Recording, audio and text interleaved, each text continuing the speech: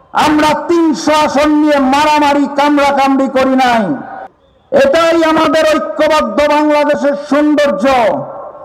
বিগত দিনের পঞ্চগড়ের আন্দোলন সংগ্রামে একটি মানুষ সর্বদা মাঠে ছিল, পঞ্চগড় জেলা জামাতের আমির আমাদের প্রাণপ্রিয় ইকবাল ভাই। ছিল না? ছিল না? ঐক্যের বৃহত্তর স্বার্থে ইকবাল ভাই আসন ছেড়ে দিয়েছে সার্জিস ভাইকে। আমরা সার্জিস ভাইকে বিজয়ী করে আনবো, কিন্তু ইকবাল ভাইকে স্মরণ করতে ভুলবো না, কিন্তু ওনারও অবদান আছে। এটাই ঐক্যের সৌন্দর্য, এটাই আমাদের ঐক্যবদ্ধ বাংলাদেশের সৌন্দর্য। আমরা 300 আসন নিয়ে মারামারি কামড়াকামড়ি করি নাই।